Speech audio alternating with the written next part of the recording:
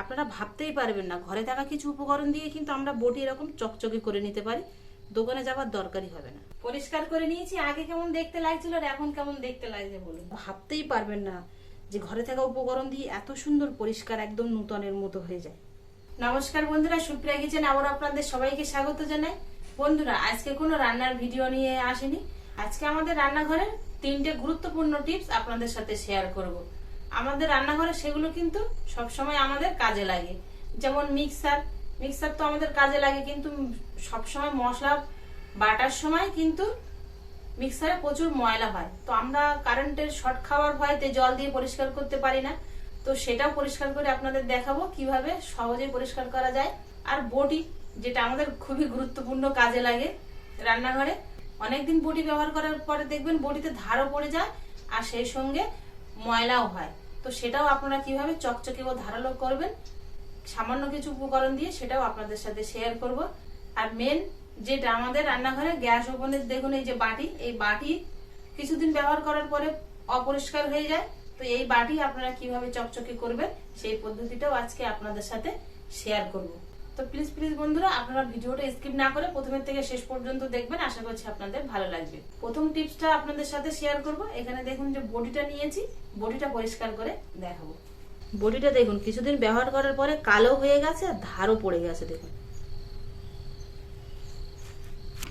আমি এখানে নিয়েছি ভিনিগার, তবে আপনাদের হাতের কাছে লেবু থাকলে লেবু দিবেন, ভিনিগার লেবু একই ব্যাপার।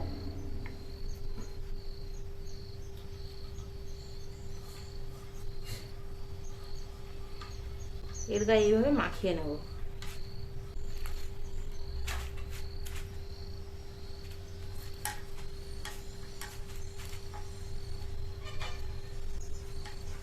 দেখুন নিচে এই যে কালো জল পড়ছে নিচে থেকে, আমার আর পরিষ্কার করতে হচ্ছে না। একটা আলু এরকম আমি 2 চালা করে নিয়েছি, একটা লাগবে আমার, একটা লাগবে না। একটা কাঠির সাহায্যে ছিদ্র করে নেব। কাঁটা চামচ থাকলে আপনারা কাঁটা চামচ দিয়ে ছিদ্র করে নেবেন। এই ঘরোয়া টিপস গুলো কিন্তু আপনাদের প্রচুর কাজে লাগবে, আপনারা পুরো ভিডিওটা স্কিপ না করে দেখবেন। দেখুন ছিদ্র করে নেওয়ার পর আলুটা কিন্তু কতটা সফট হয়ে গেছে, আর ভেতরের যে রসটা সেটা কিন্তু বাইরে বেরিয়ে আসছে। আলুটা দিয়ে এবার এর উপরে ঘষে নেব। আলুর মধ্যে কিছুটা পরিমাণে লবণ নিয়ে নেব। এবার এই লবণ দিয়ে ভালো করে এইভাবে ঘষে নেব।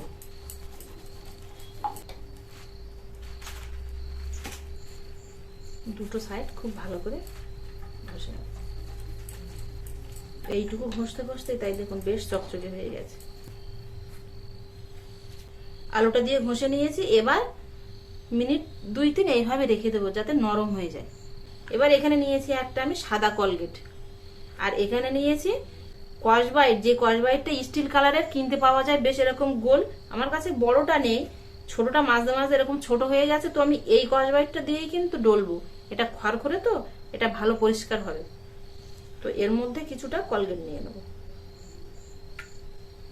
এবার 2-3 মিনিট হয়ে গেছে, বটিটা পরিষ্কার করে ডলে নেব।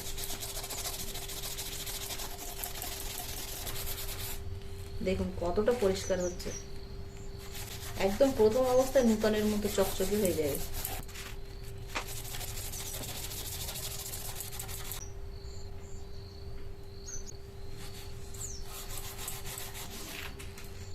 পুরোপুরি আমি ডলে নিয়েছি, আর দেখুন বটিটা ধোয়ার আগে তাই দেখুন পুরো একদম এরকম চকচক করছে নূতনের মতো, আর জায়গাটা কতটা অপরিষ্কার হয়ে গেছে। এবার আমি বটিটা ধুয়ে নেব।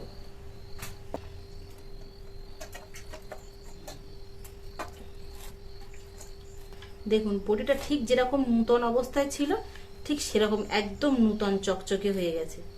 এবার ধারটা একটু তুলবো আমি, তবে আমি ঘরে থাকা উপকরণ দিয়ে ধারটা তুলবো। এখানে নিয়েছি সাদা বালি, তবে আপনারা বালির পরিবর্তে হার্ডওয়ার্সের দোকানে একটা বেলে শিল কিনতে পাওয়া যায়, সেটাও বালি দিয়ে তৈরি।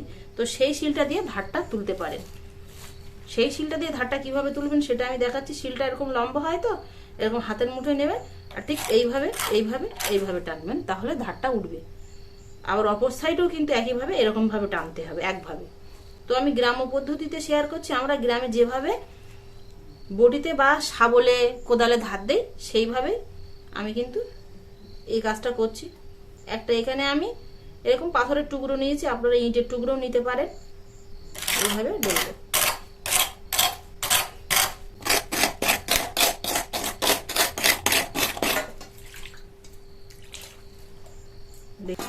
ধুয়ে নিয়েছি, কতটা ধারালো হয়েছে আপনাদের দেখাচ্ছে, দেখুন। এবার এক টুকরো কাপড় নিয়ে আমি এটাকে মুছে নেব প্রথমে। এবার এখানে আমি নারকেল তেল নিয়েছি, একটু মাখিয়ে নেব, তাহলে খুব তাড়াতাড়ি আবার জংটা পড়বে না, কিছুদিন ভালো থাকবে। দেখুন একদম নূতনের মতো চকচক করছে। এবার 2 নম্বর টিপসটা আপনাদের সাথে শেয়ার করব। অনেকে আমার ভিডিও দেখেছেন আমার মিক্সার নেই, এই পাশের রুমের থেকেই এনেছি, ওদের কাছ থেকে চেয়ে ভিডিওটা বানানোর জন্য। তো দেখুন মিক্সারটা কতটা অপরিষ্কার। এবার মিক্সারটা পরিষ্কার করে নেব। এখানে নিয়েছি আমি একটা পরিষ্কার কাপড়, এর মধ্যে কিছুটা কলগেট নিয়ে নিয়েছি। এবার এই কলগেটটা দিয়ে পরিষ্কার করব। আমরা ভয় পাই জল লাগাতে, যে জল লাগালে পরবর্তীকালে যদি আমাদের কারেন্ট শর্ট লাগে, তাই আমরা ভয় পাই। কিন্তু দেখুন এইভাবে পরিষ্কার করলে নিমেষেই পরিষ্কার হয়ে যাবে। আমি একটা কাপড় দিয়ে পরিষ্কার করছি, তবে আপনারা চাইলে কিন্তু এরকম একদম নরম তুলতুলে কসবাইট দিয়ে পরিষ্কার করতে পারেন। কসবাইটটা যেন একদম নরম তুলতুলে হয়, খড়খড়ে ভাব যেন না থাকে। দেখুন মিক্সারটা কিন্তু একদম চকচকে হয়ে গেছে। এর ভেতরে তো প্রচুর পরিমাণে ময়লা জমে আছে, এটাও কিন্তু পরিষ্কার করে নেব। তার জন্য এখানে একটা চামচ নিয়েছি, চামচের পেছন দিকটা এইভাবে নিয়ে নেব, এর গায়ে একটু ভালো করে কলগেট মাখিয়ে নেব, এইভাবে মুছে নেব। এর ভেতরটা আমরা হাত দিতে প্রচুর পরিমাণে ভয় পাই। দেখুন কতটা পরিষ্কার হচ্ছে। পরিষ্কার করে নিয়েছি, আগে কেমন দেখতে লাগছিল আর এখন কেমন দেখতে লাগছে বলুন। ওরা তো দেখে অবাক হয়ে যাবে, পরিষ্কার করে দিয়েছি। মানে সেই কাপড়টা ধুয়ে পরিষ্কার করে এনেছি, বেশ হালকা একটু নরম ভিজে ভিজে মতো আছে, নিংড়ে নিয়েছি। এবার এটা দিয়ে পরিষ্কার করে আবার একবার মুছে নেব। তাহলে 2টো টিপস আপনাদের সাথে শেয়ার করলাম। এবার 3 নম্বর টিপসটা আপনাদের সাথে শেয়ার করব। গ্যাস ওভেনের বাটিটা দেখুন কতটা অপরিষ্কার আর কালো হয়ে গেছে। এখানে নিয়েছি বেকিং সোডা, 1/2 চামচ মতো নেব, আর নেব ভিনিগার। এবার বাটিটা এর মধ্যে বসিয়ে দেব।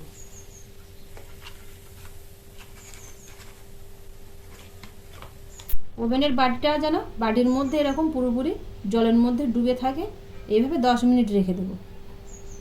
10 মিনিট মতো জলের মধ্যে আমি রেখে দিয়েছিলাম। এবার একটা কসবাইট দিয়ে ডলে নেব।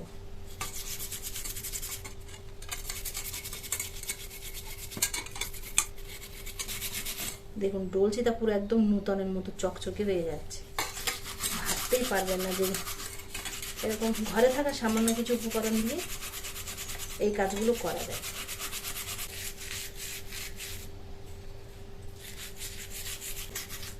আর ময়লাগুলো সব দেখুন কেটে বেরিয়ে গেছে জলের সাথে। আপনারা ভাবতেই পাচ্ছেন যে কতটা ময়লা ছিল আর কতটা পরিষ্কার হয়ে গেছে। পরিষ্কার জল দিয়ে এবার ধুয়ে নেব। দেখুন পুরো একদম চকচক করছে। আপনারা ভাবতেই পারবেন না যে ঘরে থাকা উপকরণ দিয়ে এত সুন্দর পরিষ্কার একদম নূতনের মতো হয়ে যায়। এটা কাপড় দিয়ে মুছে নেব। এই ছিদ্রগুলো কিন্তু জমে যায়, সেই জন্য গ্যাসটা ভালো রকম বেরোতে পারে না, কিন্তু ছিদ্রগুলো দেখুন সব পুরোপুরি একদম ফাঁকা হয়ে গেছে। সামান্য একটু হাতে নারকেল তেল মাখিয়ে নেব, দিয়ে এভাবে মাখিয়ে রেখে দেবো। বন্ধুরা দেখুন একদম নূতনের মতো চকচক করছে। তো ঘরে থাকা উপকরণ দিয়ে কিন্তু আমি এই টিপসগুলো আপনাদের সাথে শেয়ার করলাম। আপনাদের কেমন লাগলো অবশ্যই কমেন্টে জানাবেন। ভালো লাগলে আপনাদের বন্ধুদের কাছে শেয়ার করে লাইক করতে প্লিজ ভুল করবে না। আবারও দেখা হবে আপনাদের সাথে পরবর্তী নতুন কোনো ভিডিওতে। ততক্ষণ আপনারা সবাই ভালো থাকবেন আর সুস্থ থাকবেন।